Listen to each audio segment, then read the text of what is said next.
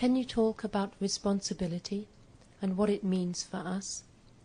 I feel its importance more and more, but I am also confused about it. Am I avoiding something?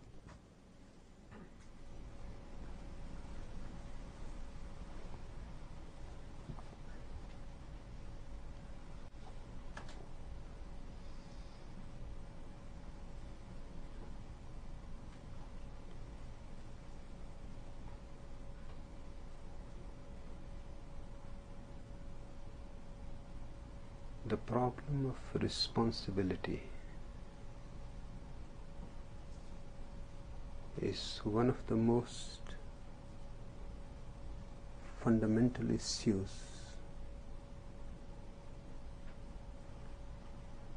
but before we can go into it,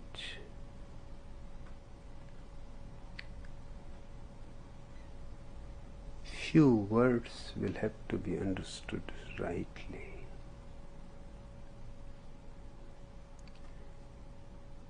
Because the so-called religions have prostituted language as much as they could.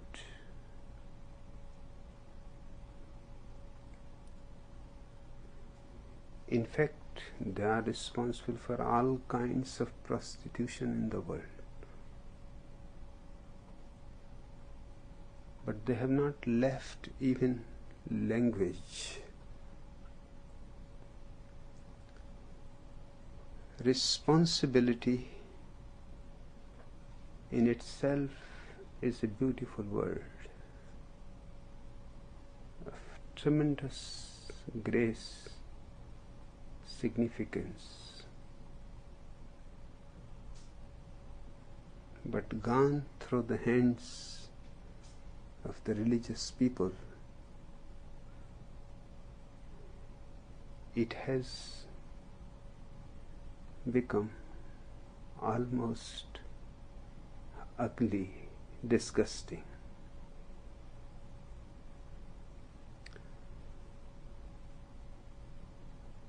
First, the natural meaning of the word. It comes from response. To understand response, you have to understand reaction.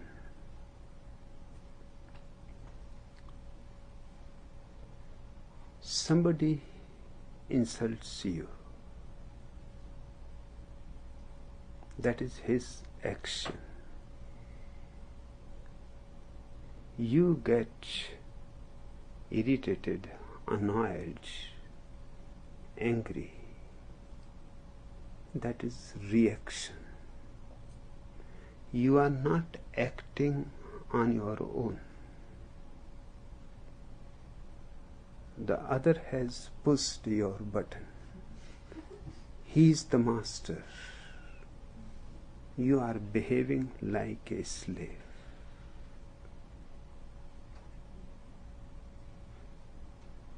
Let me tell you one story, but don't let me drift.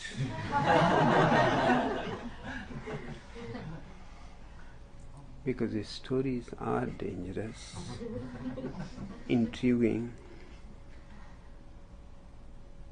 and when I start a story, I have something in my mind, and by the time I end the story, I have forgotten for what I had started it. So I have to start again from something where the story ends. But this story is not like that.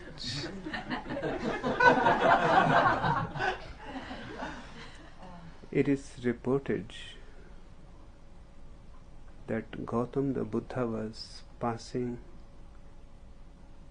by the side of a village. The village was populated by anti-Buddhists. So much so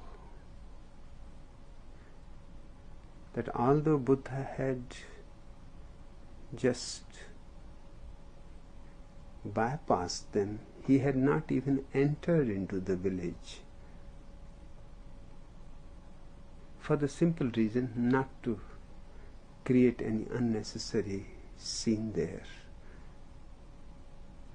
But those idiots were not going to leave him so easily. They came rushing out of the village behind him, surrounded him, and he started abusing in every possible way, using language which one should not use against another human being. What to say of a man like Gautam the Buddha? The followers of Buddha really became angry. They were ready to hit back, but in front of Gautam Buddha, it was impossible for them to take any action before he says something. And what he said puzzled everybody, shocked everybody. He turned to his disciples and said that you have disappointed me. Those people are doing their thing. They are angry. They think I am an enemy of their religion, of their moral values. Naturally, they are angry. And I am listening to them. They are abusing me, not abusing you. Why you are getting angry? Although you are controlling yourself, but that does not make any difference. You have allowed those people to control you. You are their slaves. The people of the village were also puzzled. They fell into a strange silence, and Buddha said to them that I am in a hurry to reach the other village where people are waiting for me. If you are finished, I can go. Or if something else is still there in your mind, when I come back, I will inform you ahead. At that time, you can complete the whole thing.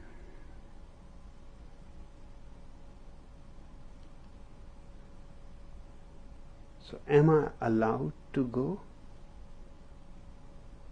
Those people said, we have been abusing you.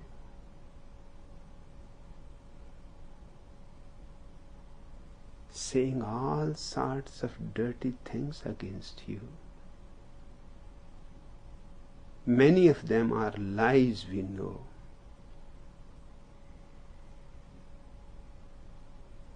But in love and war, everything is right.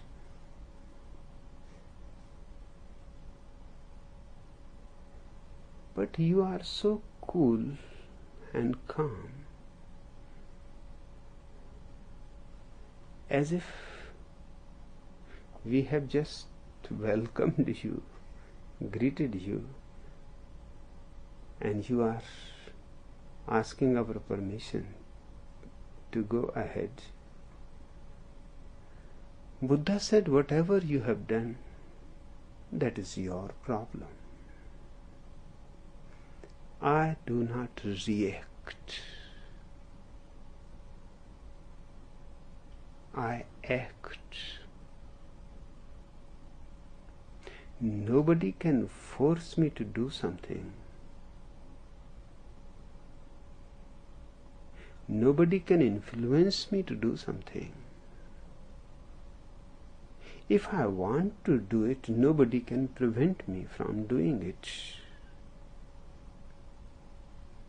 My actions are my actions. They are never reactions.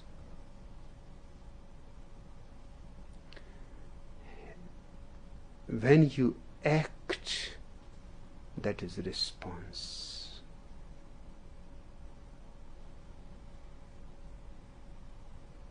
When you react, that is not response. But to act, you have to be very conscious so that nobody can push your button. So nobody can manipulate you into a certain kind of action. Everybody is being manipulated.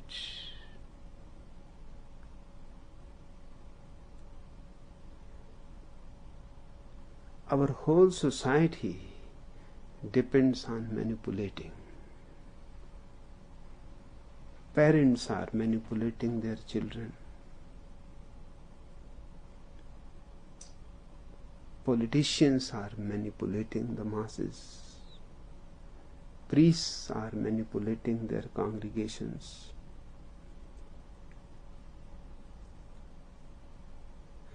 Even children start manipulating their fathers, their mothers. Very small children, even a child of 6 months old,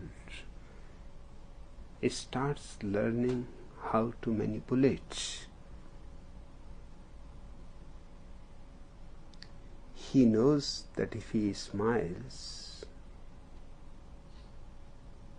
he is going to get toys, sweets, hugs, kisses. He had no desire to smile, but he has learned a certain exercise of the lips. It is just there on the lips, an exercise. He just opens his lips.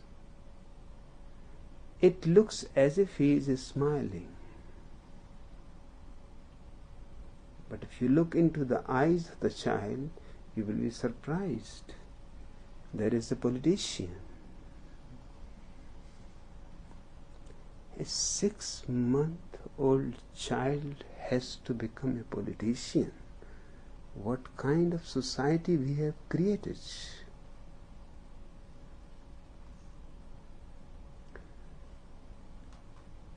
And he manipulates, and you go on rewarding his efforts of manipulation. Slowly, he may forget that his first smile was false, and all other smiles are just continuation of his first smile. Perhaps his last smile when he is dying may be also just a continuity of the first.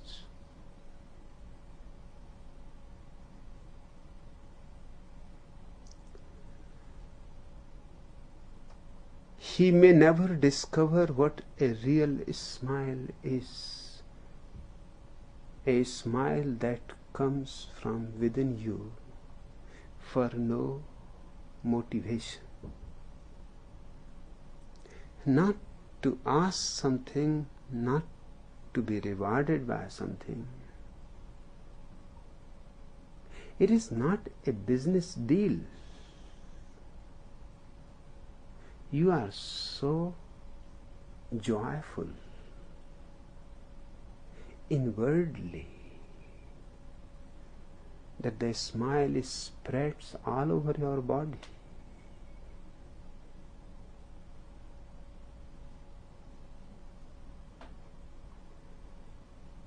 When a real smile is there, it is all over the body. You may be able to detect it only on the lips, perhaps in the eyes, but it is all over the body. Every fiber of your being is rejoicing. It is not a question of being rewarded. It is not a question of desiring something, bribing somebody. But it is not only the smile, everything else. Buddha said to his disciples that you are behaving like slaves to these people. And he said to the villagers that you have come a little late. You should have come 10 years earlier. Then I would have cut your heads.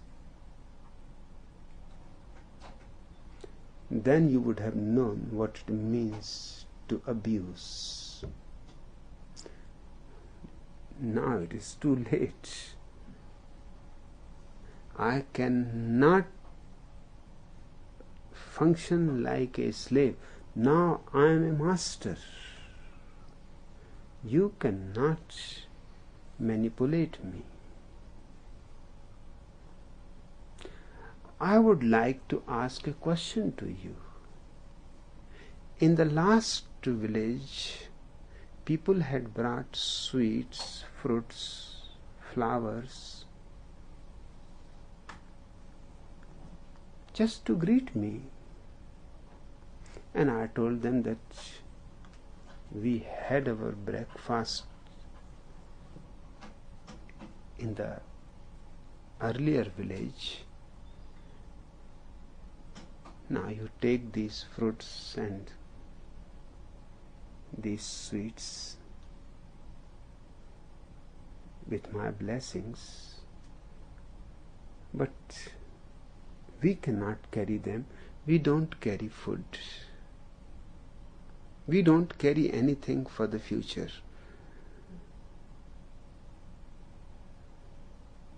We will see what happens later on. Somebody may offer something.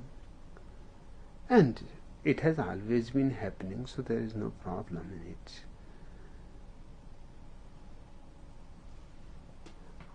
I ask you, those people had taken the sweets and the fruits back.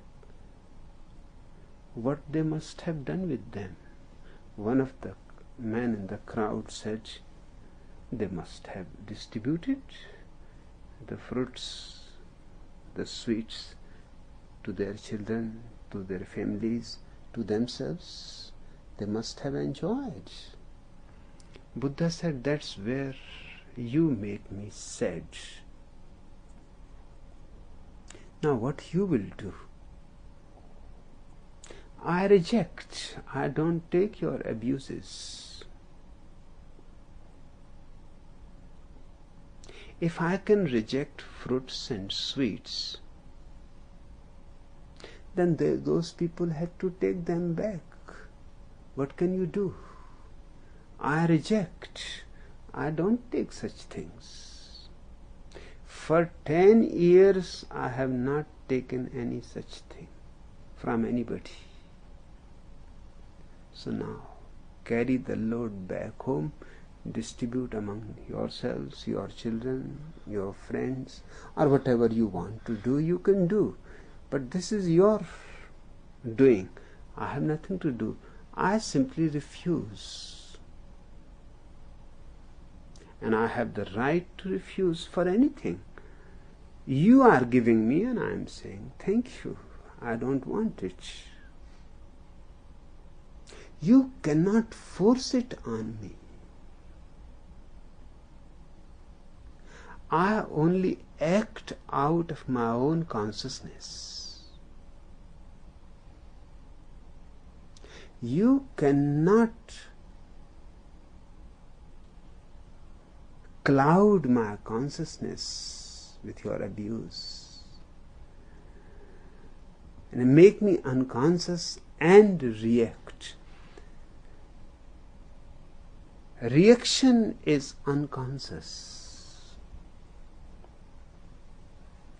You are not knowing exactly that you are being manipulated. You are not aware that you are behaving like a slave, not like a master. Action out of consciousness is response.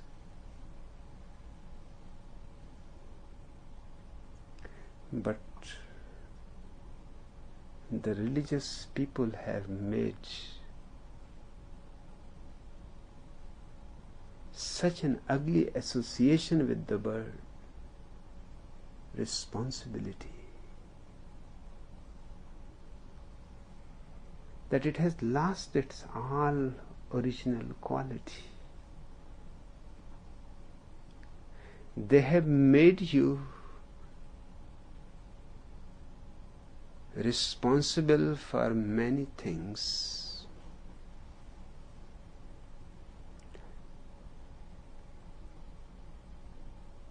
What is right, they have told you. What is wrong, they have told you. They have not left you to decide. No religion leaves you to be responsible. Because to me, the word responsible means you are capable of taking decisions. You are mature. You are conscious enough to decide what to do and what not to do.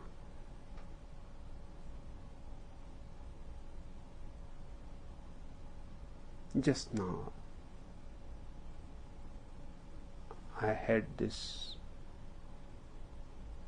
news. Pope the Polak in Latin America, addressing to the youth, said that, my dear ones,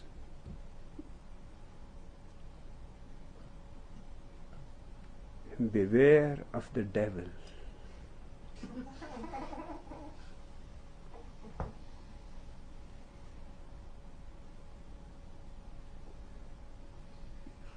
The devil will tempt you for drugs, alcohol, and most particularly for premarital sex.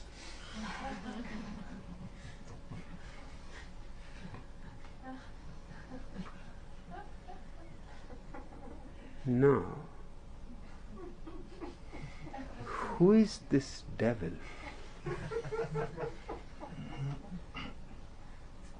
I have never met him. He has never tempted me.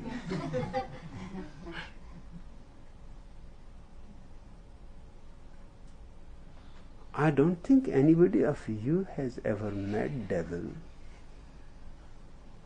and he has tempted you.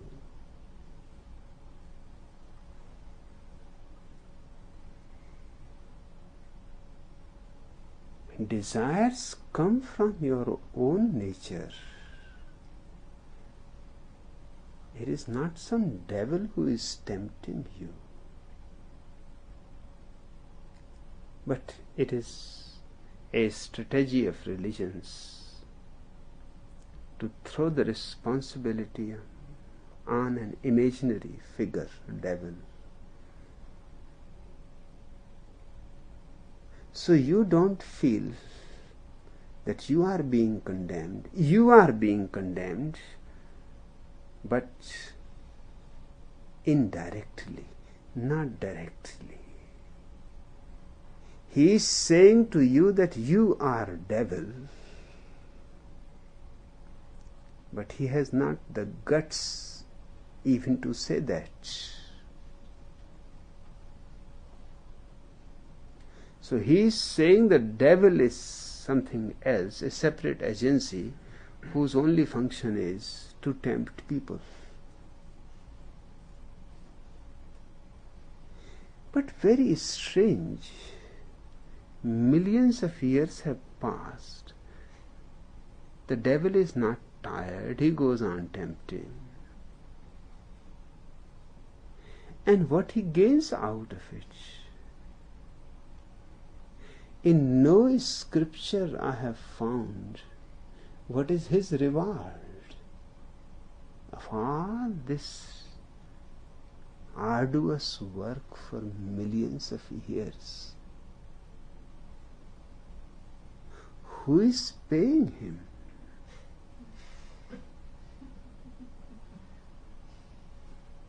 To whom he is employed?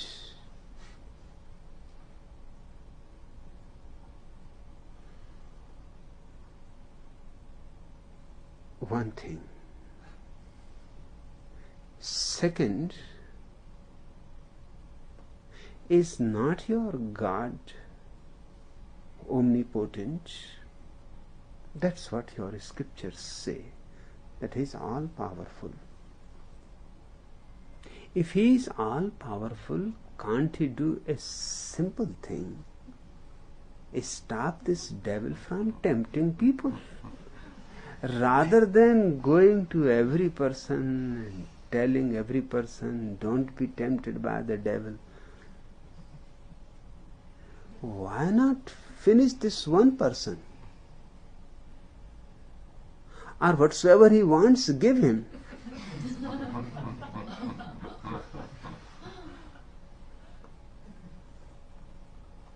This is something to be decided between God and devil. What business is ours to be unnecessarily trampled between these both?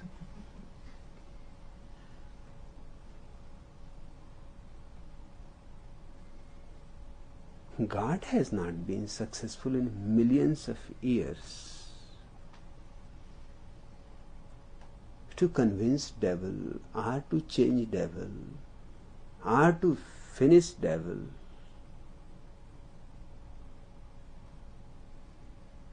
And if God is so powerless before the devil, what about these poor people to whom these representatives of gods go on saying, don't be tempted by devil?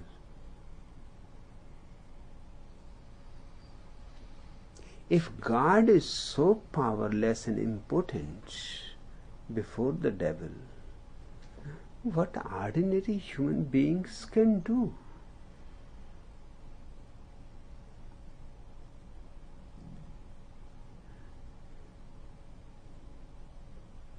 Centuries these people have been telling these lies.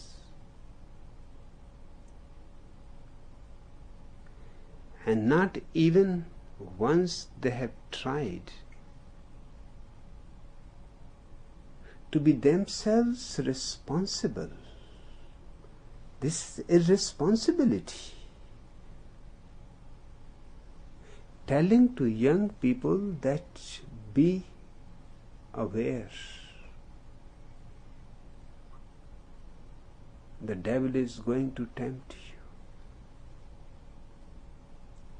In fact, this man has put the temptation already in the minds of these people. They may not have been thinking right now of drugs, alcohol, premarital sex. They had come to listen to the Pope to some spiritual sermon. they will go back home thinking of premarital sex.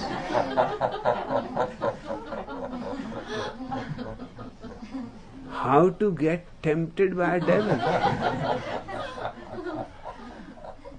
Where to find the drug dealers.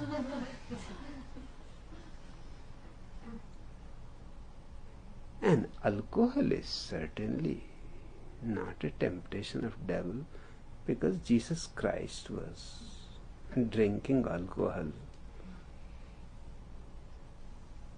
Not only drinking, but making available to his apostles.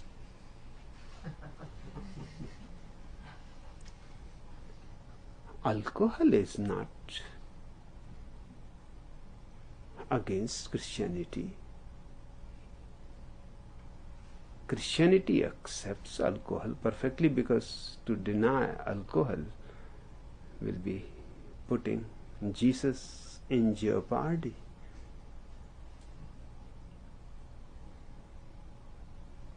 Jesus was not a member of Alcoholics Anonymous. He enjoyed drinking. And he has never said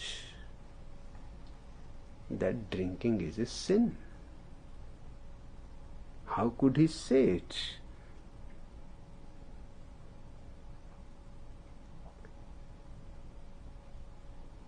Now the Polak Pope seems to be far more religious than Jesus Christ.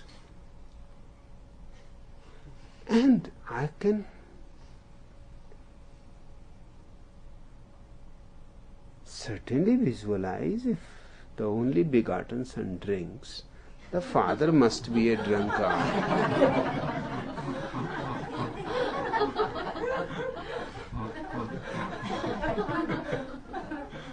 And the Holy Ghost, these people may be the cause, because from where Jesus has learnt, certainly the devil cannot tempt him. We know that the devil used to tempt him.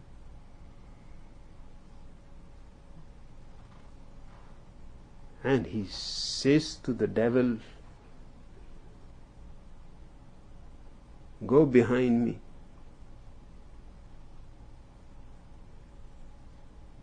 I am not to be tempted by you.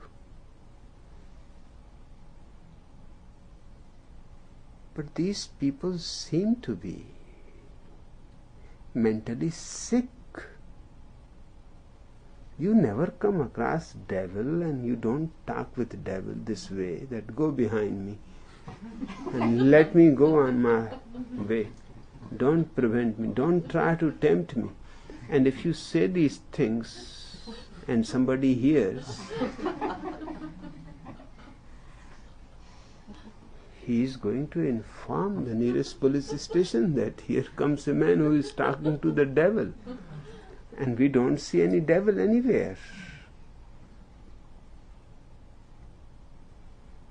Jesus is also contaminated by the rabbis and the priests.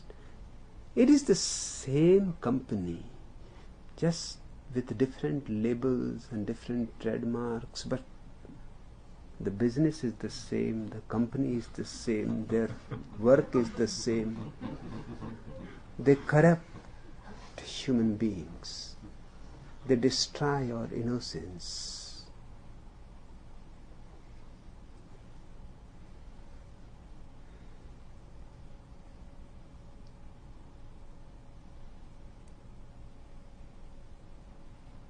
This Polak Pope is worried about the premarital sex.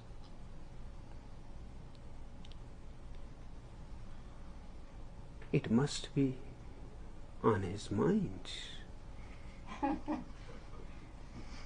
Otherwise, how it can come out of it?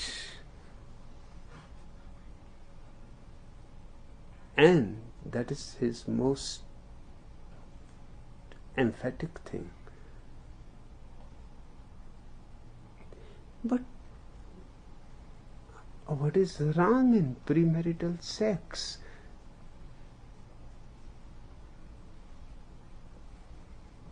It was a problem in the past.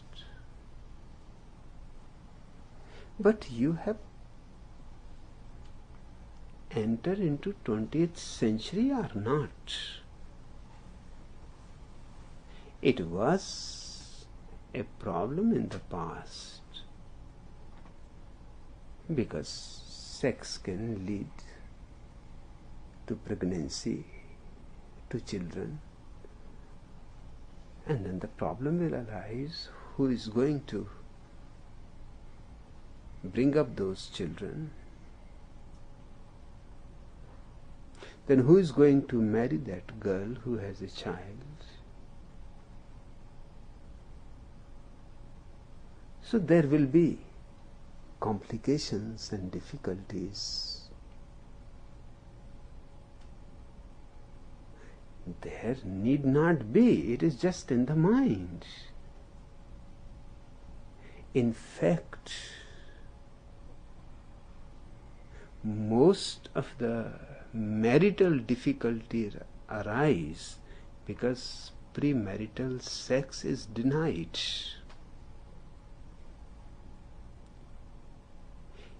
It is something like you are told that until you are 21, you cannot swim. Don't be tempted by the devil. Pre-adult swimming is a sin. Okay. One day you become 21, but you don't know how to swim.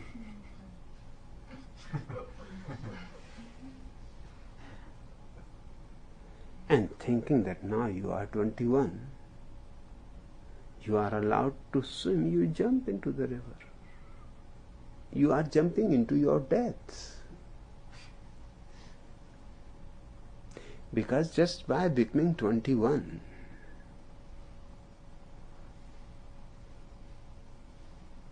there is no necessity, there is no intrinsic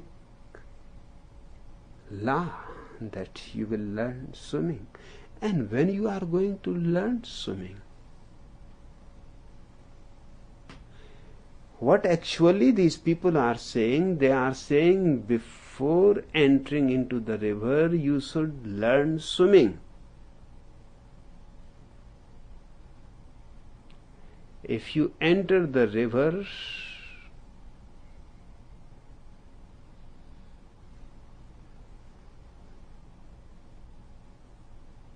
you are committing a sin. But where you are going to learn the swimming? In your bedroom? On your mattress?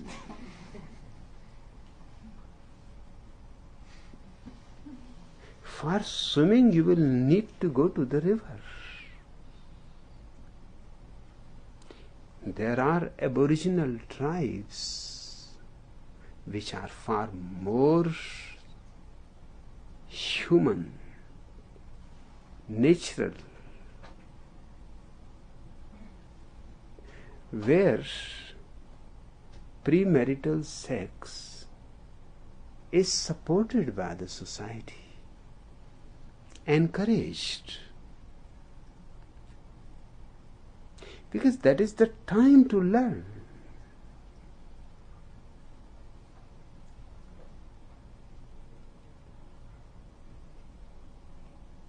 "14 years of age, the girl becomes sexually mature. 18 years of age, the boy becomes sexually mature.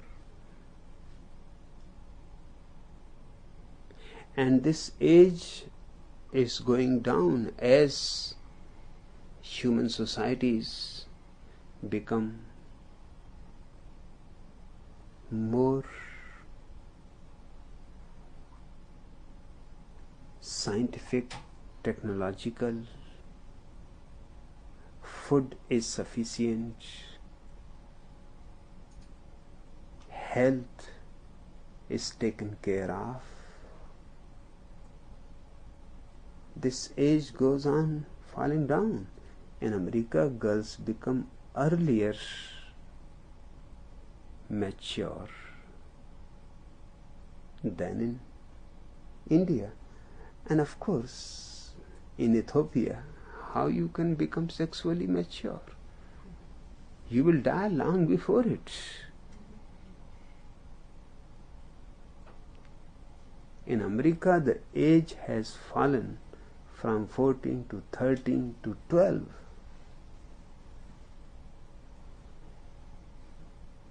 Because physically people are more energetic, better food, more comfortable life. They become sexually mature early, and they will be able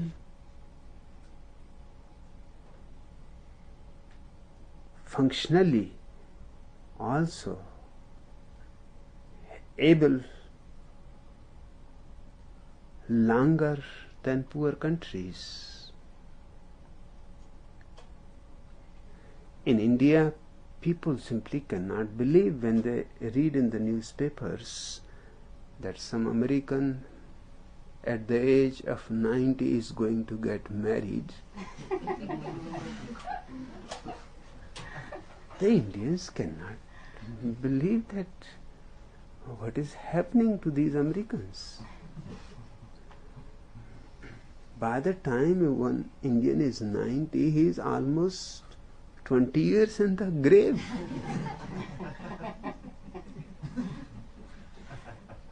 Only his ghost can get married, not he.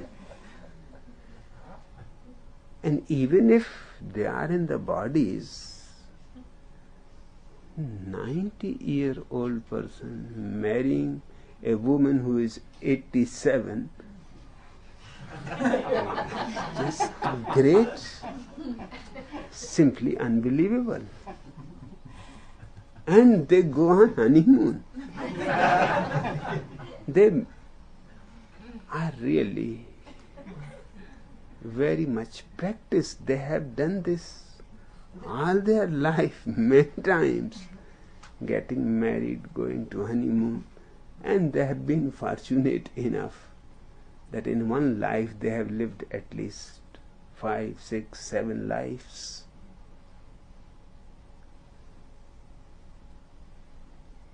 Premarital sex is one of the most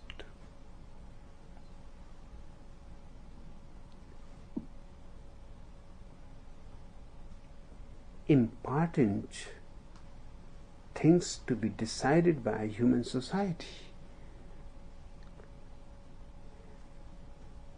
The girl will never be more alive sexually than she is at the age 14.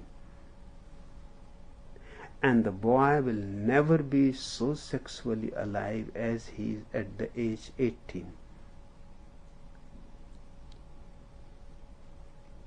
When nature is at its peak, you prevent them. By the time the boy is 30, you allow him to get married.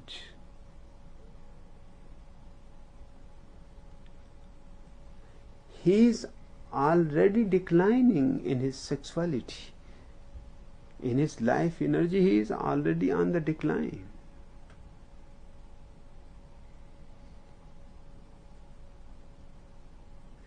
he is losing interest. Biologically,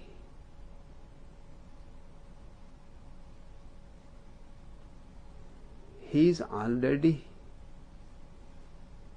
14, 16 years late. He has missed the train long before. It is because of this so many marital problems arise, and so many marital counselors thrive. Because both have passed their peak hours, and those peak hours were the time when they could have known what orgasm is. Now they read it in the books, and they dream it, fantasize about it, and it doesn't happen. They are too late. The popes are standing in between. I would like to say to you, don't be tempted by the popes. These are the real evil ones. They will spoil your whole life. They have spoiled lives of millions of people. When you are 30, then you cannot have that quality, that intensity, that fire that you had when you were 18. But that was the time to be celibate, not to be tempted by the devil. Whenever devil tempts, just start praying to God, repeating a mantra. Om Mani Padme Hum. That's what the Tibetans do. Whenever you see a Tibetan doing quickly Om Mani Padme Hum, you can be certain he is tempted by the devil. Because that mantra is used to make the devil afraid. And the faster you do it, the quickly the devil will run away. In India there exists a small book, Hanuman Chalisa. It is a prayer to the monkey god Hanuman, who is thought to be a celibate and a protector of all those who want to remain celibate. So all people who want to remain celibate are worshippers of Hanuman. And this small book you can memorize very easily. They go on repeating this prayer. So Hanuman goes on protecting your celibacy and goes on protecting you from the devil, who is always around, waiting for the chance to get hold of you and tempt you. Nobody is tempting you. It is simply nature, not devil. And nature is not against you. It is all for you. In a better human society, premarital sex should be appreciated, just the way it is appreciated in few aboriginal tribes. The reasoning very simple. First, nature has prepared you for something. You should not be denied your natural right. If the society is not ready for you to get married, that is society's problem, not yours. The society should find some way. The Aboriginals have found the way.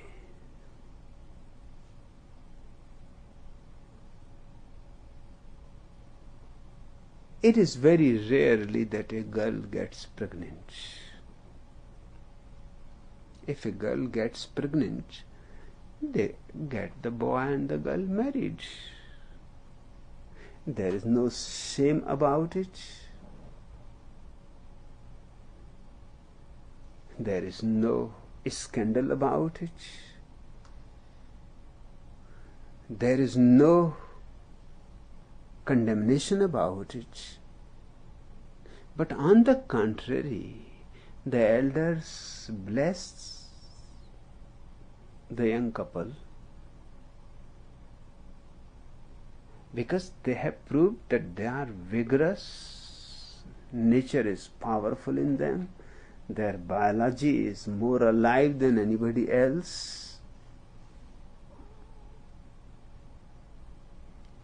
But it rarely happens. What happens is that every boy and every girl become trained. In Aboriginal societies I have visited, it is a rule that after the 14th year the girl and after the 18th the boy, they are not allowed to sleep in their houses. They have a common hall in the middle of the village where all the girls and all the boys go and sleep. Now there is no need for them to hide behind the car, in the car porch. This is ugly. This is society forcing people to be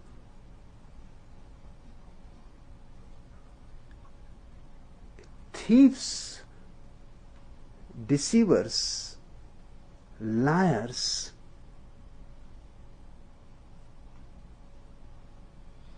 And their first experiences of love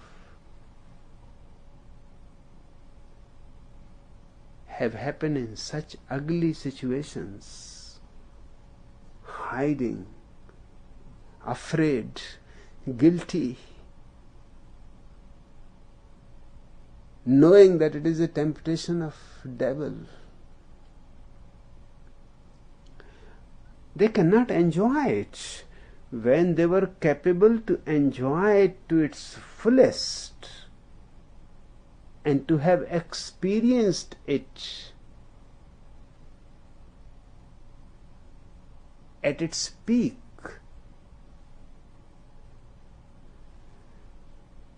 What I am saying is that if they had experienced it at its peak, its grip over them would have lost. Then their whole life they would not be looking at Playboy magazines. There will be no need. And they will not be dreaming about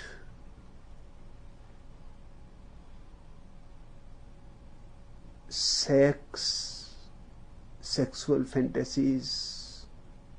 They will not be reading third-rate novels and looking at Hollywood movies.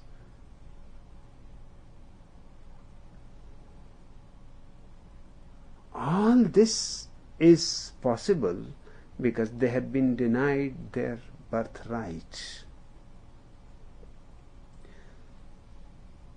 In the Aboriginal society, they live in the night.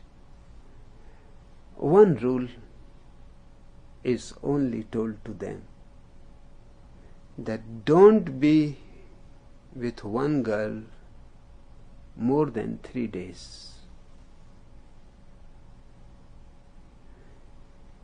Because she is not your property, you are not her property.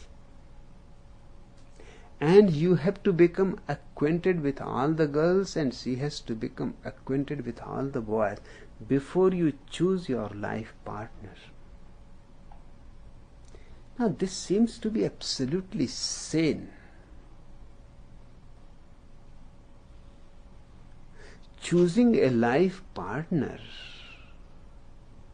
you should be given a chance to be acquainted with all available women, all available men.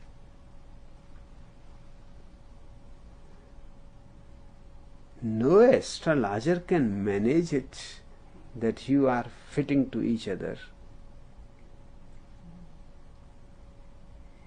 One astrologer used to live by my house, and he was very famous. People from far away used to come for his advice about marriage, and they will bring the birth charts of the boy and the girl.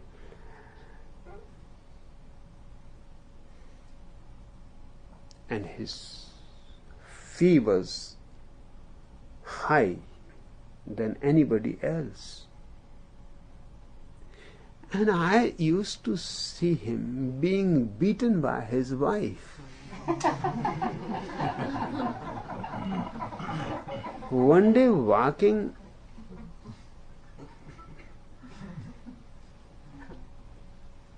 in the morning, suddenly I came across him. I asked him that, I can understand you are a great astrologer, but what happened? You could not manage your birth chart and your wife beats you. He said, don't say it to anybody. This is the only problem in my life.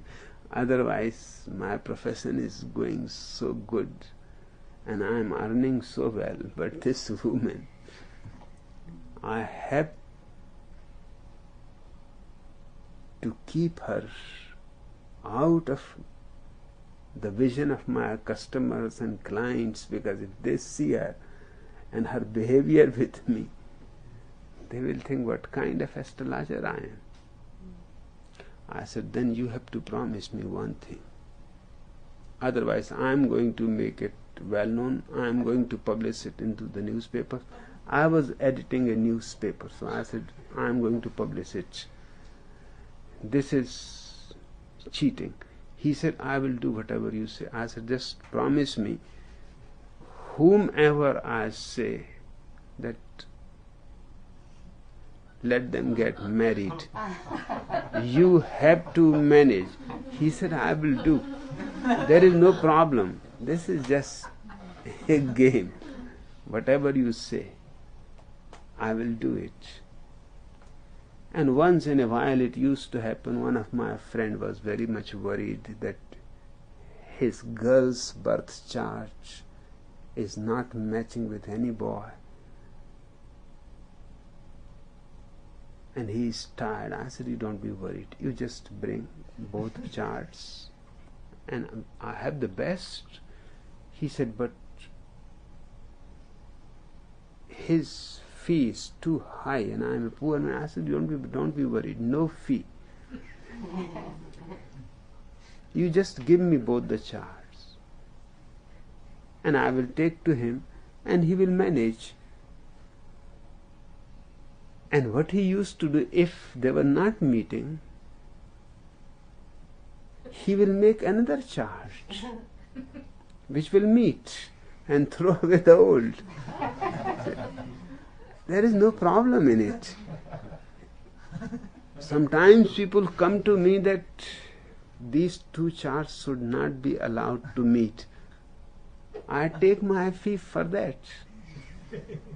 I don't let them meet. I tier one, even if they are meeting, because then another astrologer will fix them. So I just change the chart.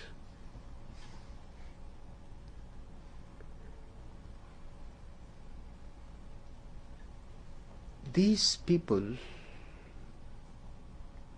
and they are very religious people,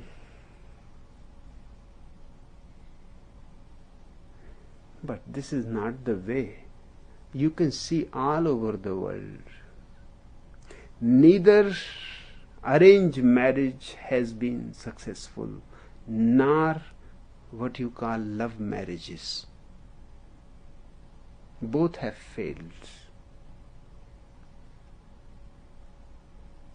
And the basic reason is that in both the cases, the couple is inexperienced. And the couple has not been given enough freedom to find the right person. There is no other way than experience to find the right person. Very small things can be disturbing. Somebody's body smell may be enough to spoil your whole marriage.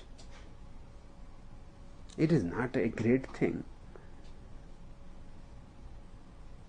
but it is enough every day.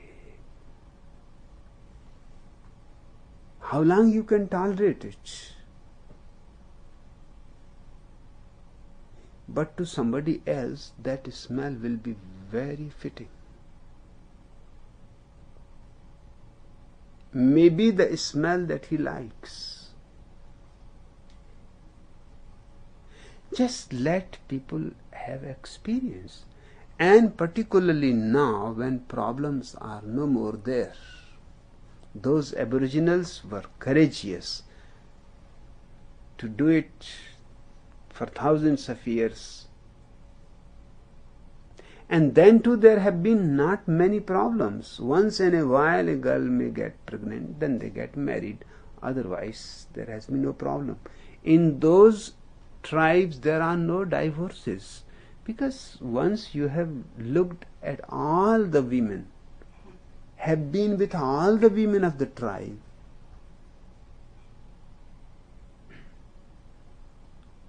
and then you choose, of course. Now what else you are going to change? You have chosen out of experience. Then, in those societies, no divorce. There is no need, there is no question. The question has not arisen.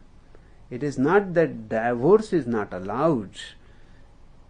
The very question of divorce has not arisen in those tribes. They have not thought about it. It has never been a problem. Nobody had asked that they want to separate.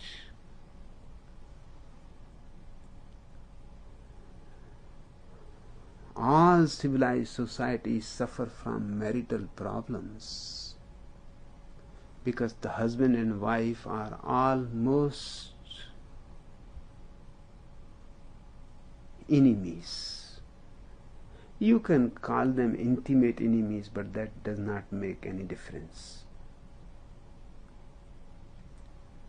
It is better that the enemies are far away and not too intimate.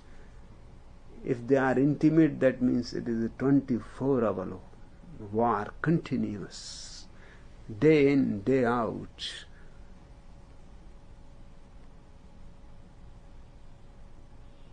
And the simple reason is the stupid idea of these religious preachers. Beware of premarital sex. If you want to be beware of marital sex, because that is where the problem is. Premarital sex is not a problem, and particularly now when all birth control methods are available. Every college, every university, every school should make it a point that every child, girl or boy,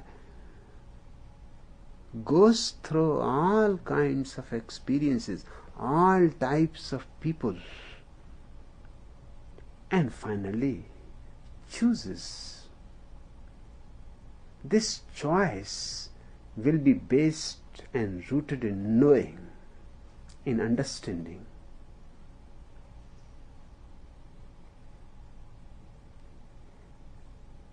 But the problem for the Pope is not that the whole humanity is suffering from marriage, that all couples are suffering from marriage. Because of their suffering, their children start learning the ways of suffering. They are not concerned. Their whole concern is that birth control methods should not be used. In fact, the Pope is not saying beware of the devil. They are saying beware of birth control methods.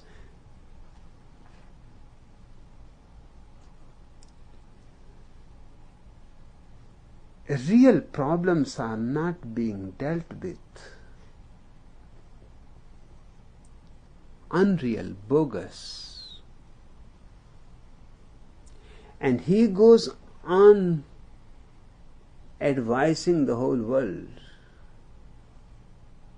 And this time when he goes back to Vatican, then he will find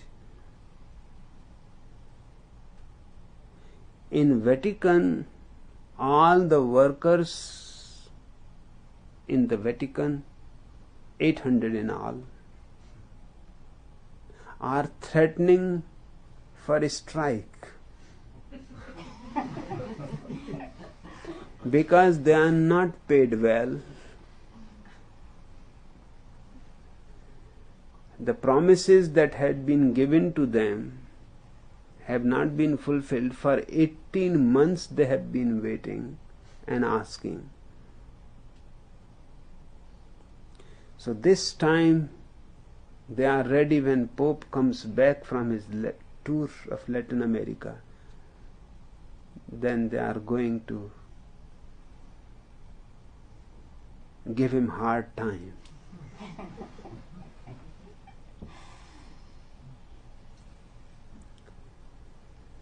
You cannot manage 800 people.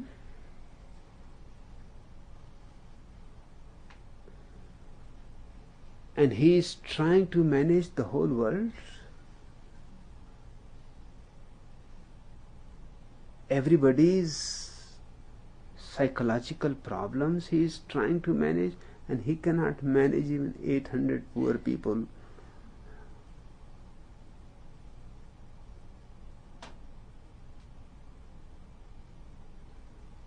And they must be desperate, then only they have come to the point to declare that they are going on a strike if action is not taken immediately.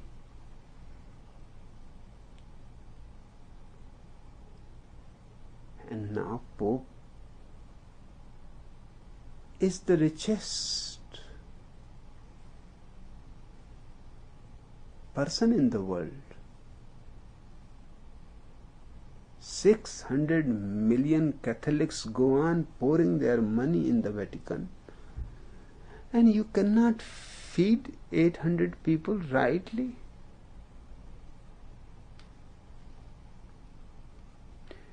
And you go around the world preaching great sermons.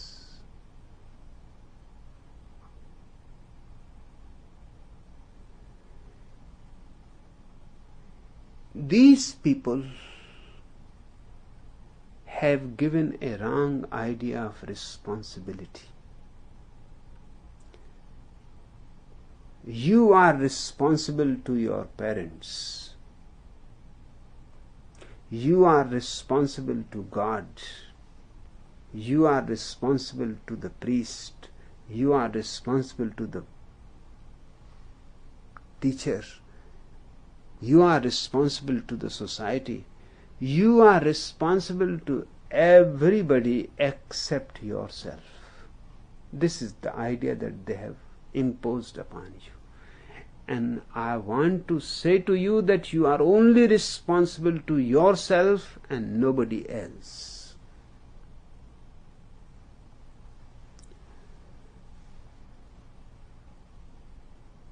And when I say it, don't misunderstand me. Automatically, responsible to everybody he comes into contact. He cannot be responsible. His every act comes out of consciousness. How it can be irresponsible? What they have done just the opposite. No religion says you have to be responsible to yourself, to the motherland, to the fatherland, to the church, to all kinds of nonsense.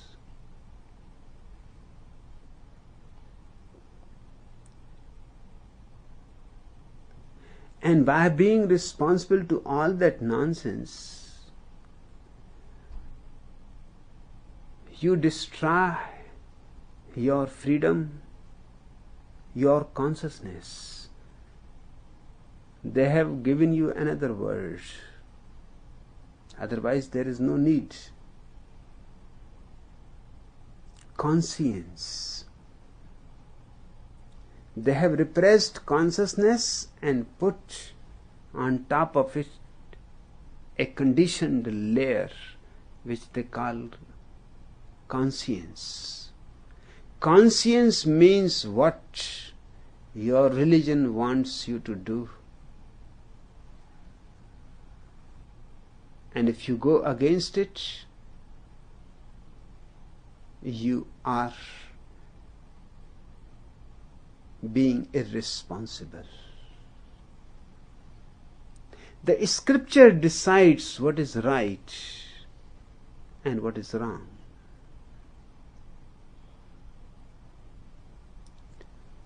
No scripture can decide what is right and what is wrong.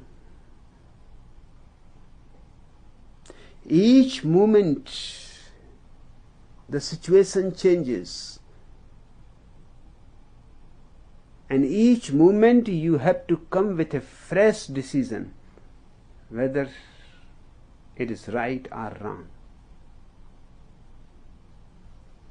No dead principles can help. Only living consciousness. And there is no need. Only a blind man asks, where is the door, and should I go to the right or to the left? But when you have eyes, there is no need to ask where is the door. You can see. In fact, there is no need even to think where is the door. When you want to get out, you simply get out. You have eyes. Consciousness gives you eyes. Conscience gives you only words.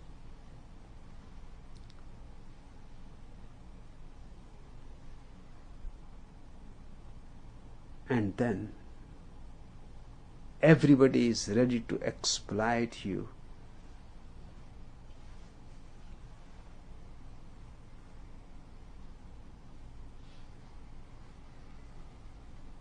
One of my professors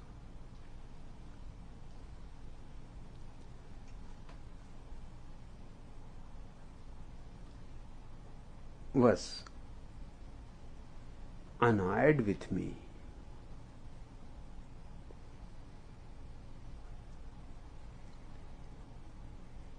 And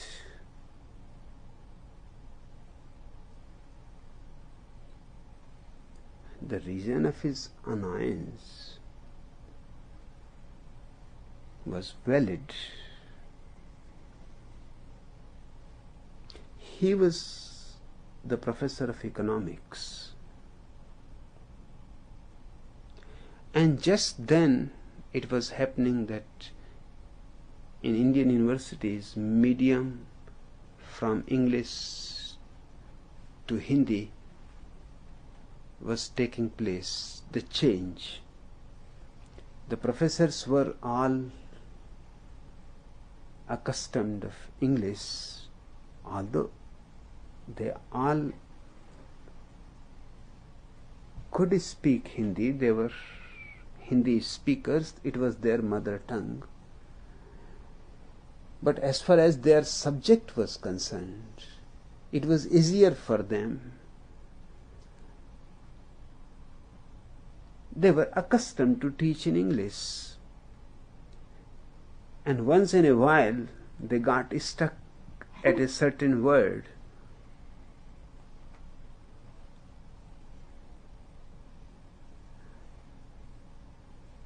And this professor knew that I have always been of help of him whenever he was stuck with an English word and he could not find the equivalent Hindi. I used to supply him the equivalent Hindi. So he trusted me. But he had no sense of humor at all.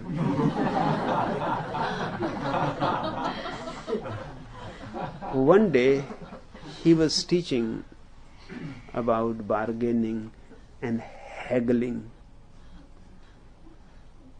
The word haggling, he got stuck. What in Hindi is haggling? So he asked me, what is the Hindi word for haggling?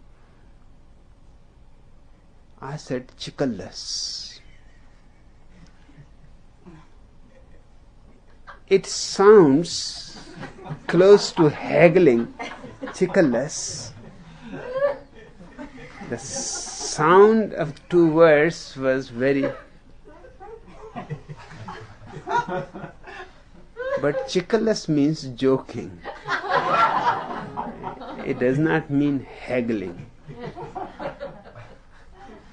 So he started using chikallas. Now whenever he said that you go to the market and you start chikallas, so the whole class will laugh. Whenever he used the word chikallas, everybody will laugh. So he said me, what is the matter?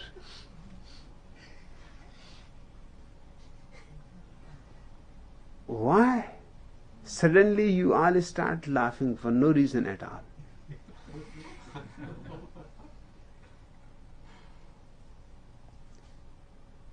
But he could not figure out that it was the chikallas, the word, that was creating the whole trouble.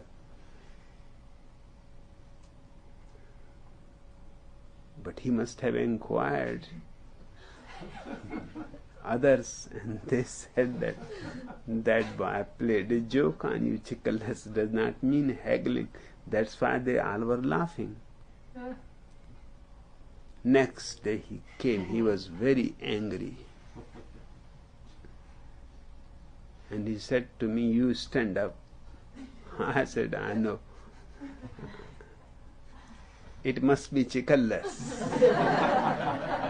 He said, yes. I said, but it was only chikallas. Don't take seriously. You are so serious that this was the first time in your class there was laughter. You should enjoy it. And nobody was harmed, nobody is insulted. Just we enjoyed. Do you hate enjoying once in a while and laughing once in a while?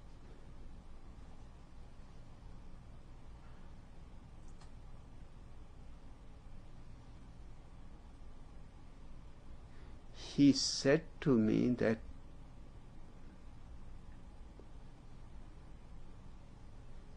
nobody has asked me it before, but because you have raised the question,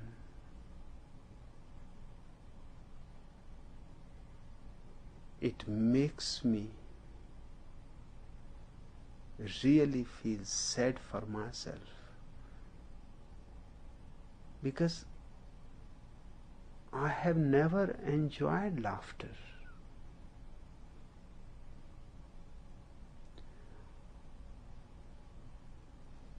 And if others are laughing, I feel irritated.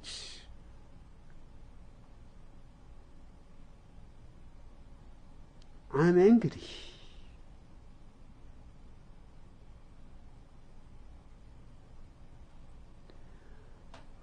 I said, then you are in a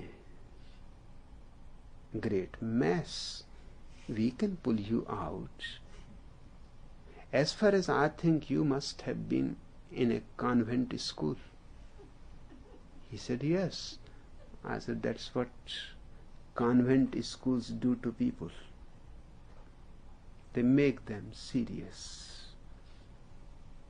Everything is serious, religious. And everything that is joyful is somehow condemned. Have you ever seen any picture of God laughing?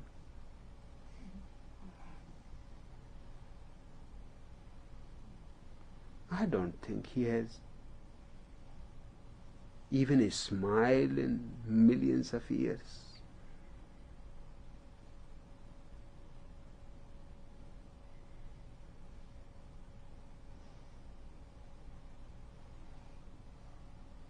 He is running a serious affair. The thing is so serious that even devil does not laugh. Just you can think to what an extent existence has become serious. Even devil has forgotten laughter.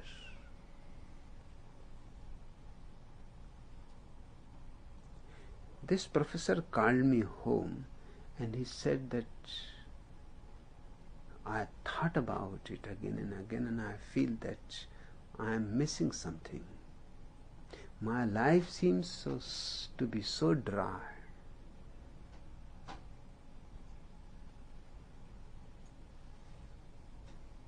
And I cannot even make friends with people.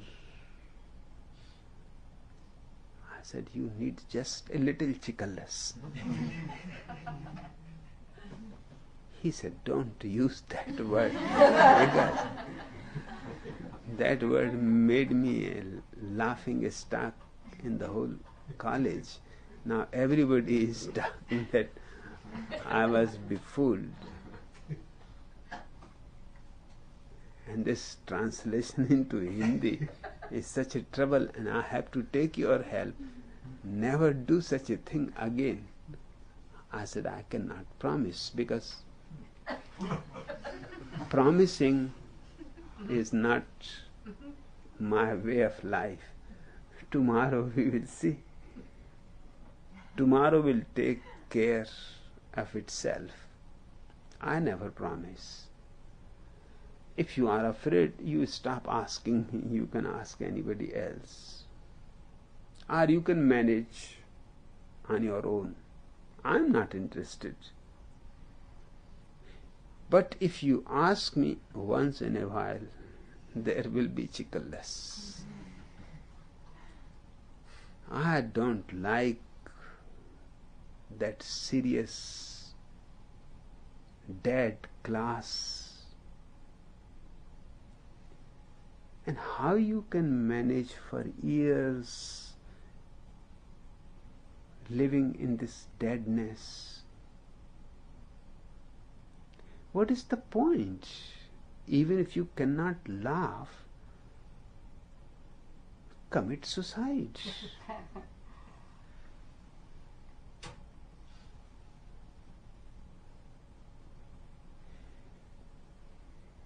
These people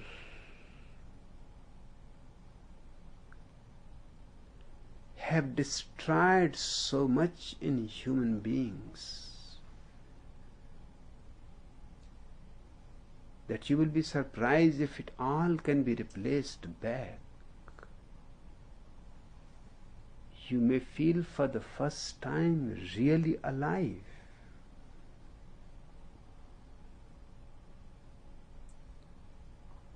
They have taught you responsibility for everything.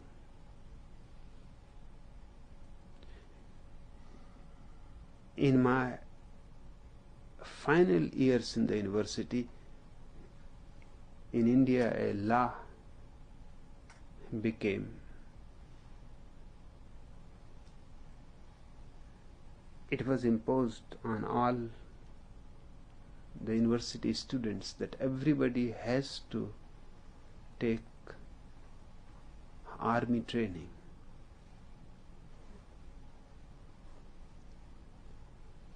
I went to the Vice Chancellor and said that I cannot follow this law. If there is any punishment, I am ready for it.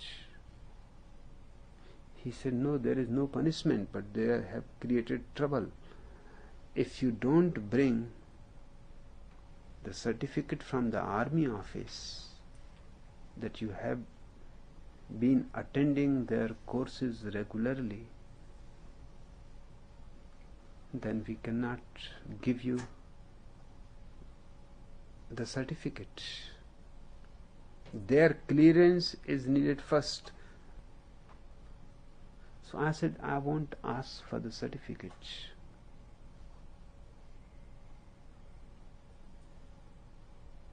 But he said to me, you have a responsibility towards the motherland. I said, don't talk nonsense to me. The whole earth is mine. So why should I have responsibility only to this small piece of land?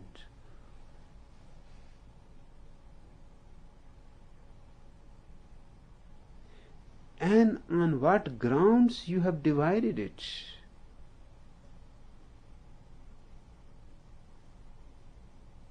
Who are you to divide the earth into lands and then impose the idea of responsibility? I am responsible towards existence. I am not responsible to any nation, to any political division. And I am going to fight for it. You don't give me the certificate, and I will go up to the Supreme Court to fight for it. You cannot impose on me any army training because I don't want to kill anybody.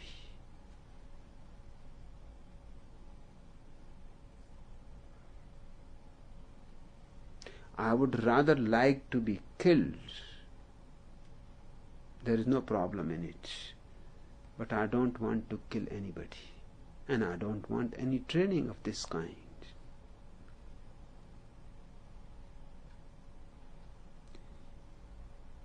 He understood it, that it is going to be a tough and trouble something for him. So he said, you don't be worried. I will talk to the colonel in the army and I will manage somehow to get a clearance for you. I think that is your business. You have to give me the certificate, otherwise I go to the court. I don't have any responsibility for any piece of land. And you have to prove on what grounds, on what authority I have any responsibility to any part of the land. Just few years before I was responsible to the land which is now Pakistan. Now I am not responsible to it. It was my mother country. Now it is no more. Bangladesh was my responsibility. Now it is no more.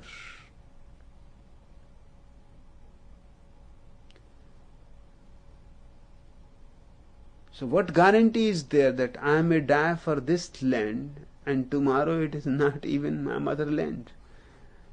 You first get clear-cut idea to me that what is my motherland, because I have seen it before my eyes.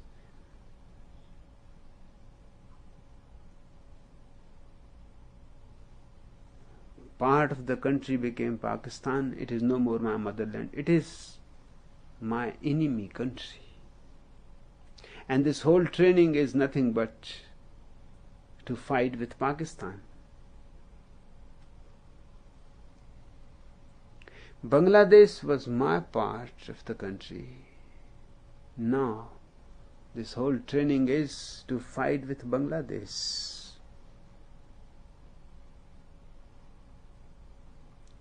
Tomorrow, perhaps Punjab will become an independent country. Then it is no more my motherland. So what kind of mother is this? Hands, heads, legs go on disappearing, and whatsoever remains, I am still responsible. My responsibility does not reduce with my mother reducing continuously. At least that much freedom should be given to me, as much you reduce my mother.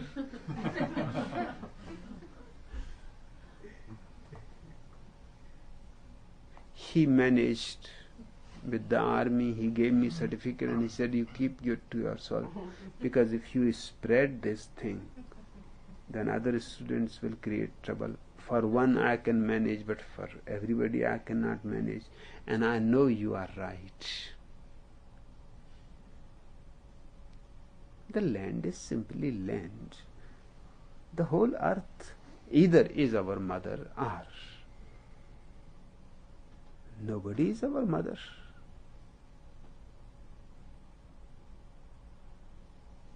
Countries go on being born and disappear. Just political game, chess. Israel was not there for hundreds of years. Now it is there. And now it is the motherland of the Jews. And their responsibility to die for it. And they are dying for it. And they will have to continue die for it, because it is never going to be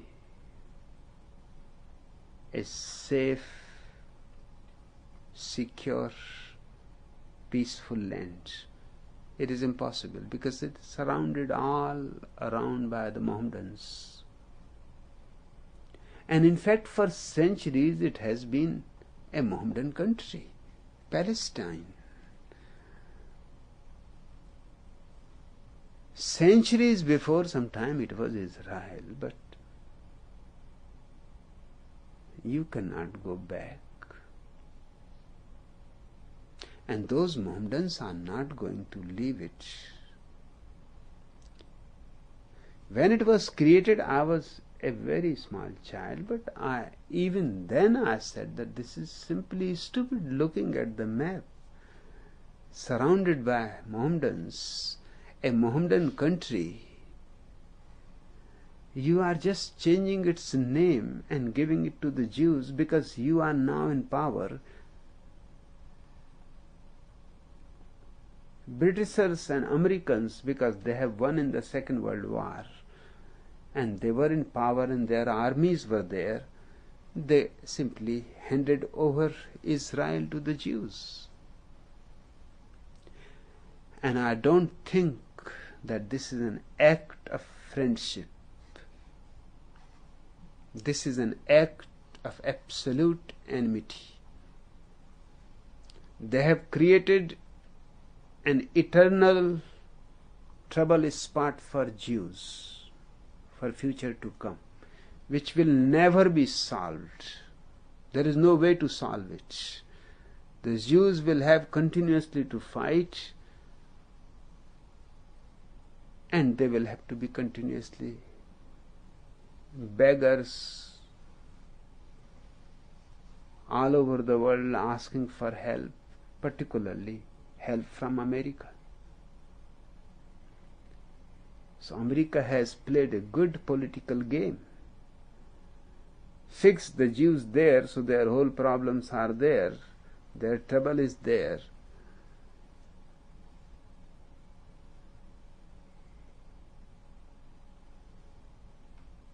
If Jews were intelligent enough, they should have refused it. That we don't want a country which has been for centuries Mohammedan, populated by Mohammedans, dominated by Mohammedans. Now it is their country. And if America is so compassionate towards Jews, then give Oregon. Make it New Israel.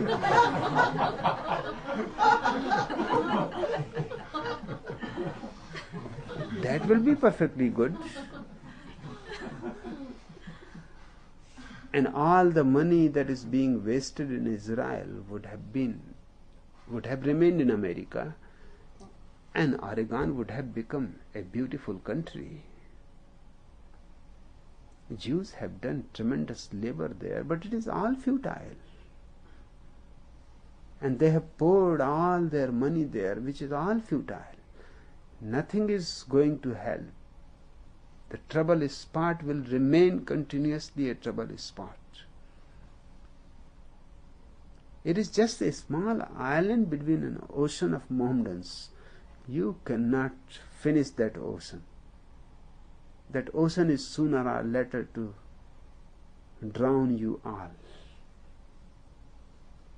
This would have been generosity, compassion, friendliness. And anyway, 50% of Oregon's land is already federal government. And the remaining 50% also they want to purchase. They want to make it a federal, completely federal state. So it was very easy to give it to Jews. There was no problem.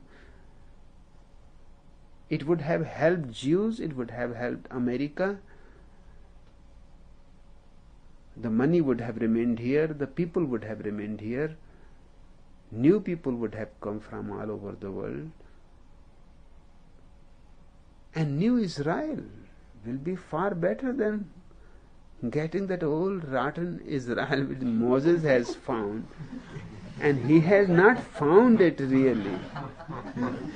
He was tired of finding. Then finally he said, this is it. Because at some point he has to say it, 40 years search.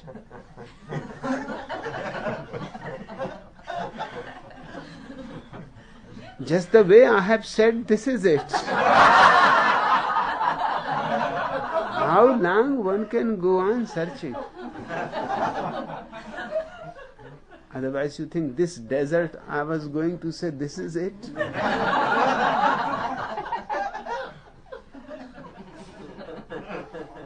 now there is not much time for me, and I cannot go on and on.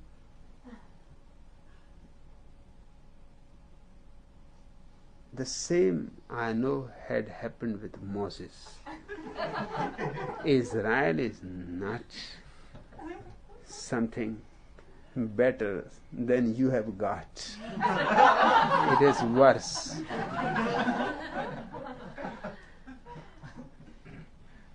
Just tired, utterly tired. His disciples dying every day. 2/3 of the original people already dead. New generation has come up who does not even recognize him, who he is and what he is. And they don't care about him at all, because there is a gap, big gap. And even his most closest friends are angry that it is time. 40 years we have been wandering. Where is your Israel?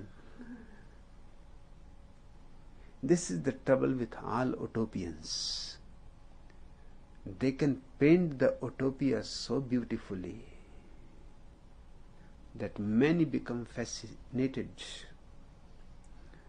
But once you start searching for the utopia, then the trouble starts, because that kind of utopia never exists anywhere. It has to be created, not to be found. And that was the basic mistake, that they were searching that somewhere there is Israel. There is nowhere any Israel. You have to create it.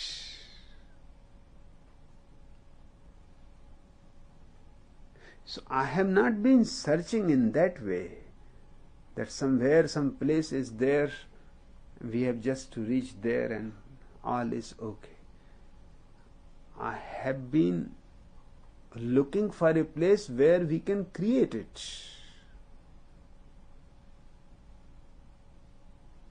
It is always going to be a creation. But now that Mohammedan country is the responsibility of the Jews.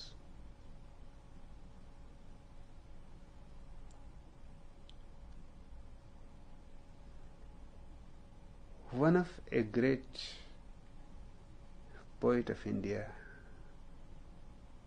was always complaining about his sons, because they were not listening to him and they were not following him.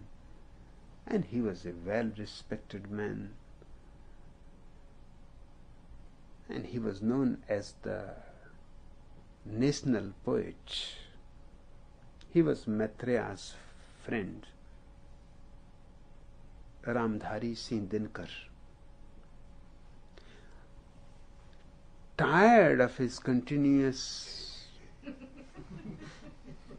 talking about his sons, that they don't listen, that I told him, have you ever asked them before giving birth that do you want to be born?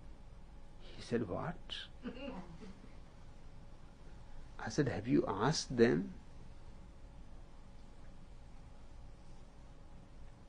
It is your responsibility, not their responsibility. You brought them on the earth. And now you go on posing every kind of responsibility on them, that I am your father and you have to respect me and you have to do things according to me. Why they should do? In the first place, you force them to come into the world without their permission.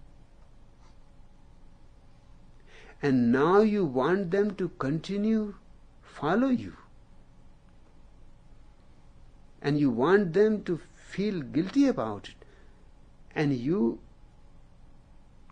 again and again asking me, for what reason?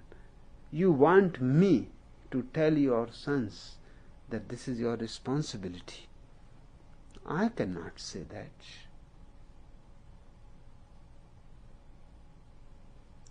You lived your life the way you wanted. Now let them live their life the way they want. Why you are interfering, and they are not children?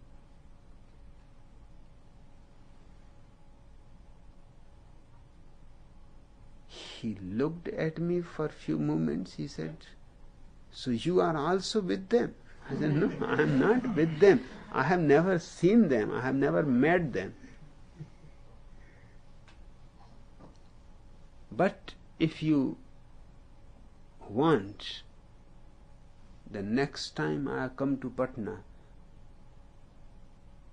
you manage a meeting." He said, "No, I don't want any meeting with you. You will spoil them more. You are saying it is my responsibility that I have given birth to them. Then whose responsibility? Mine?"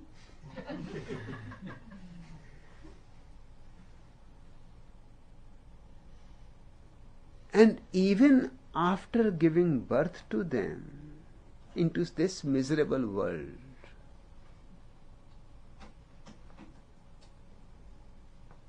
you want them still to follow you? It is enough that they don't kill you. That was the last time. After that, I used to inquire, "What about your sons?" He said, "Don't bring that subject at all. I have dropped that subject. At least with you I am not going to discuss that subject." Fathers and mothers go on forcing children that this is your responsibility.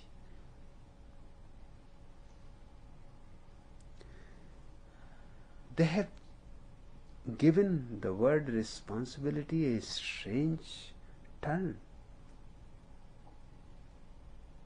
It simply means responsibility. Break in two. Not responsibility, but responsibility. Your ability to respond,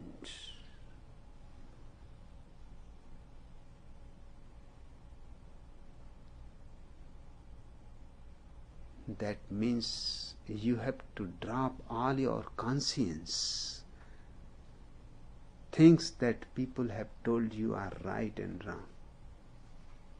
They may have been right and wrong for them.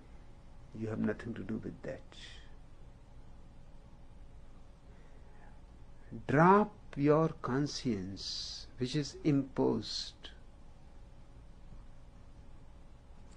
and become conscious of every situation that faces you.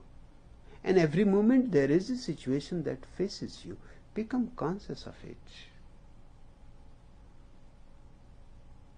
And out of that consciousness, act. And whatever you do out of consciousness is right. And whatever you do unconsciously is wrong. So to me, the act itself does not mean right or wrong. To me, it depends on you, your consciousness, the quality of awareness that you bring to the act.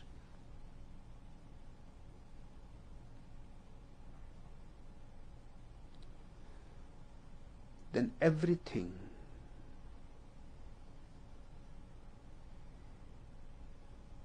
has a different perspective. I will tell you few Zen anecdotes. One is a great Zen master had this habit that once in a while he will just raise his finger towards the sky.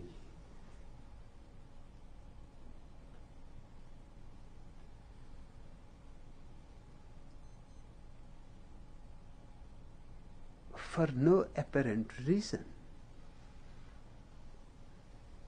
Talking of something else, without any relevance, no context, suddenly he will raise his finger towards the sky.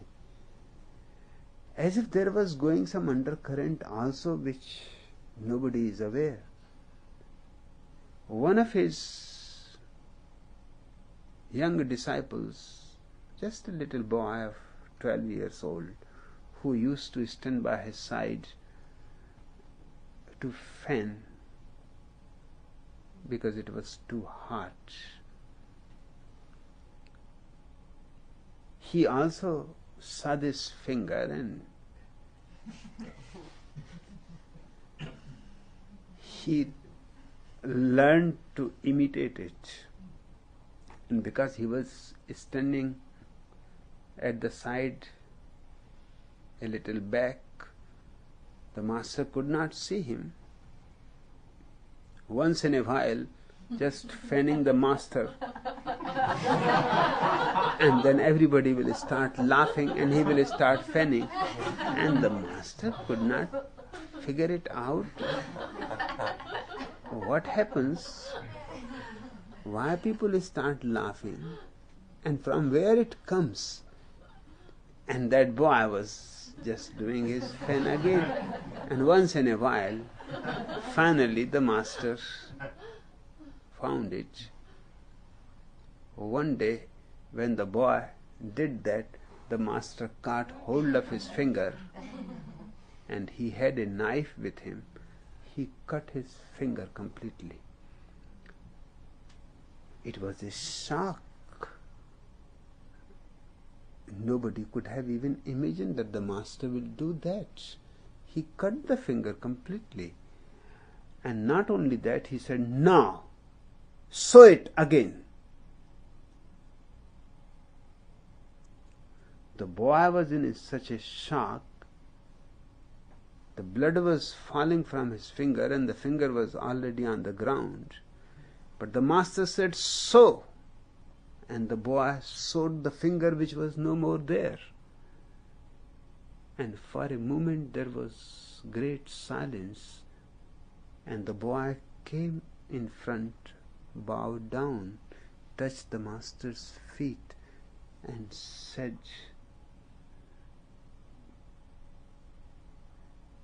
"I had never thought. I have been listening, standing there, knowing that it is not for me. No thought, no mind, and bliss starts sovereign.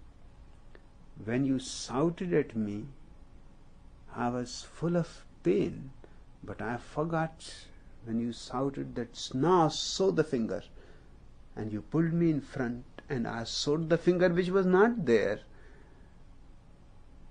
And because the finger was not there and I was sewing it,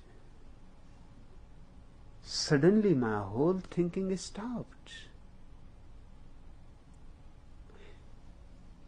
The mind could not make any sense out of it, what is happening. It was so sudden, the cutting of the finger and shouting of the master, everybody in shock, blood on the floor, the finger on the floor, and he says, "Now sew it." And the boy said, at that moment, just for a split second, there was no mind. I was not there. Just as the finger was not there, I was not there. And there was no mind. And you are right, Master. Blessing started falling over. Now, cutting anybody's finger, is it right or wrong? Moral or immoral? Very difficult to say. If a Zen master cuts, you cannot say it is wrong. And the result shows it is not wrong. That boy became his master's successor. That cutting of the finger began a process in his life of which he was not aware at all. He was just a servant. He was not even part of his congregation.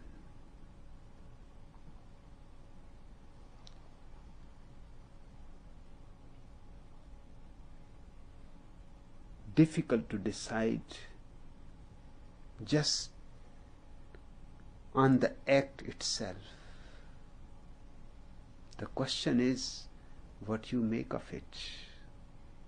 The question is who does it, from what consciousness it comes, and to what result it leads. It came from a pure conscious mind,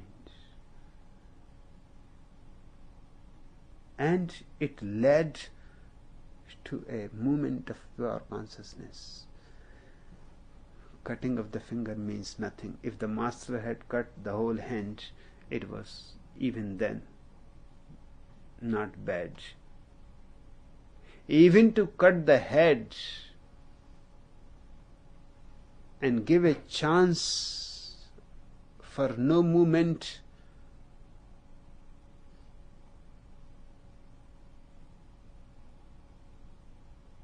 to pass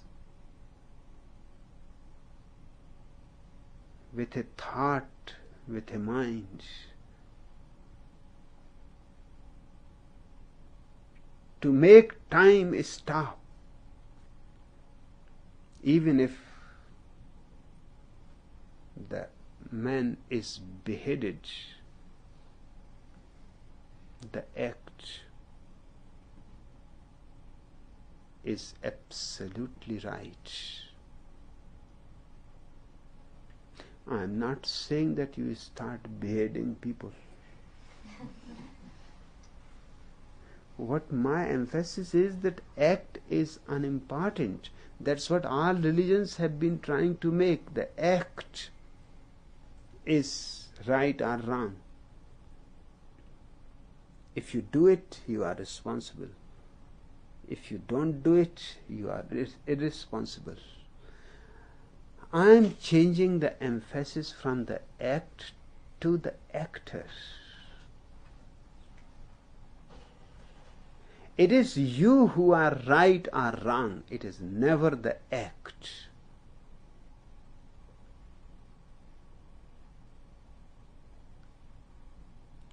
It is always my consciousness which is decisive.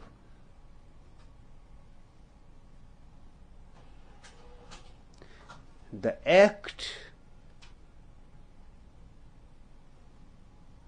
in other hands, may be immoral.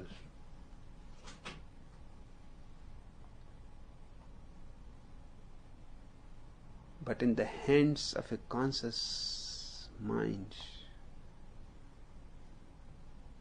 it changes its very quality. Consciousness is the only magic there is.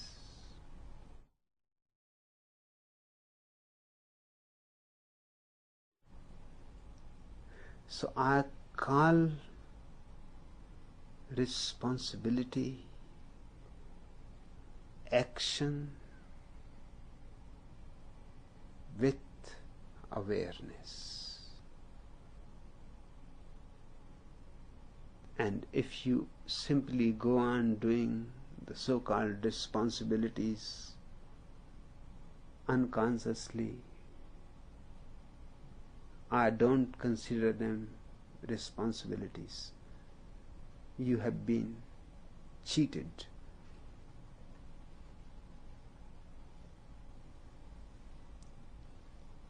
Now that's what the Pope is going to do with the Academy of Sciences that he has created in Vatican. The whole purpose is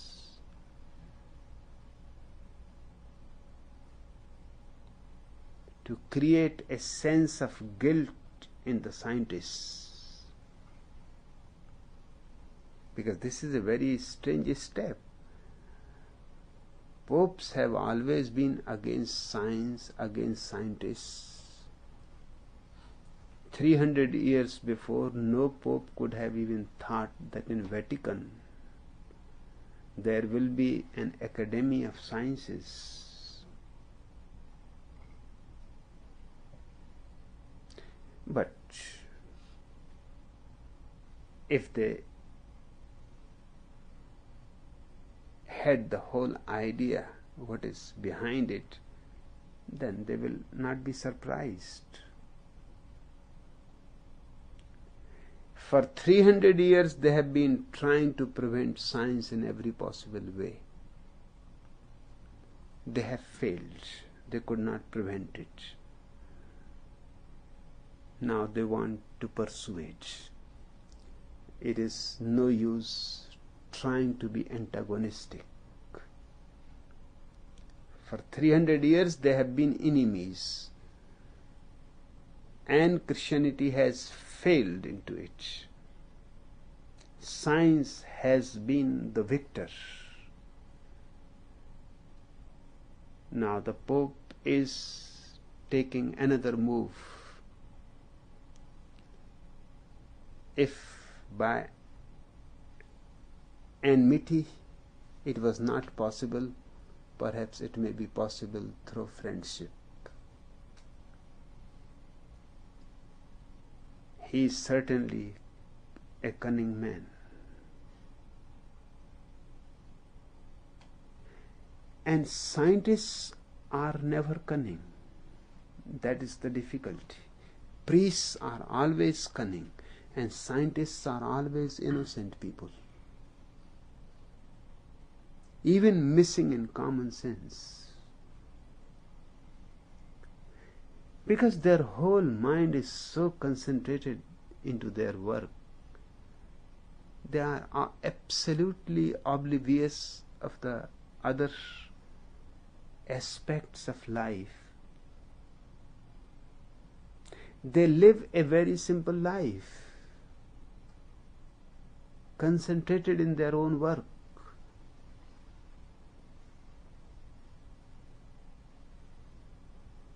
But priests are cunning. Now this Academy of Sciences is one of the most cunning steps a pope could have taken. And the scientists are falling prey into his trap,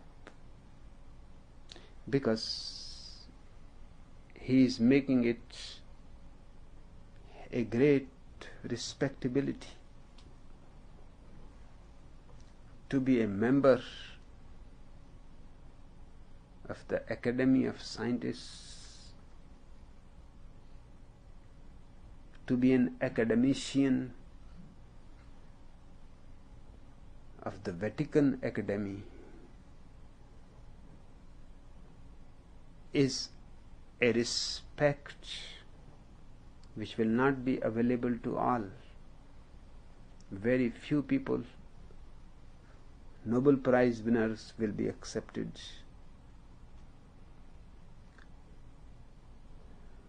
Great scientific institutes can suggest few names and they will be considered.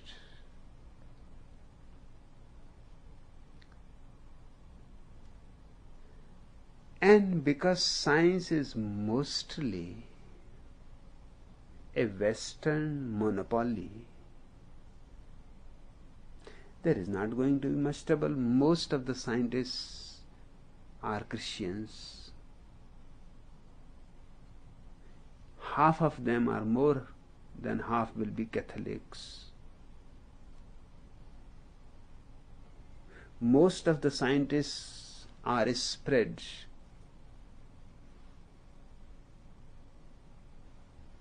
in America, in Europe, in England.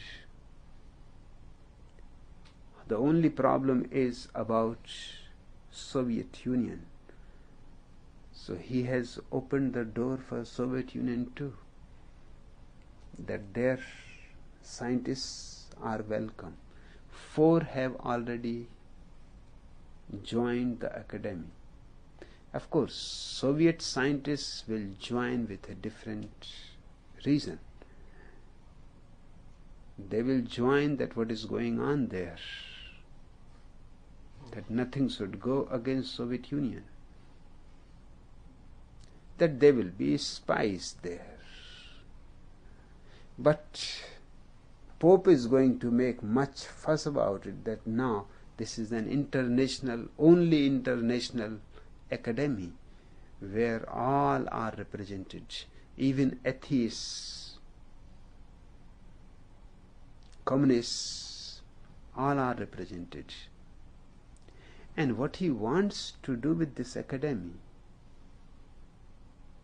he wants to decide what science should do and what science should not do. That will be Pope's decision. And he will corrupt these scientists' minds. Because right now he has declared that science is not the ultimate value. The ultimate value is religion, morality. So the decisive point is going to be religion and morality, not science.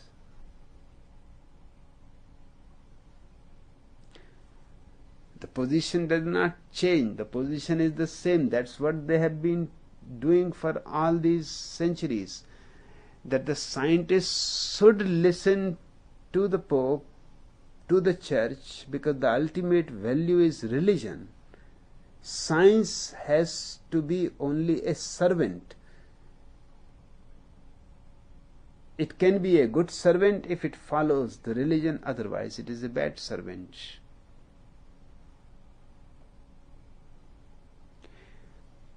The same position, now he declares science is not the ultimate value. The ultimate value is religion and morality. Of course, religion and morality has to be decided by the Pope. The Academy's function is to propose what is happening in different fields of science, just synopsis of different fields, latest developments, so Pope can declare whether they are moral or immoral, whether they should be pursued by Christian scientists or not. It will not be said directly, Christian scientists, they are all Christian.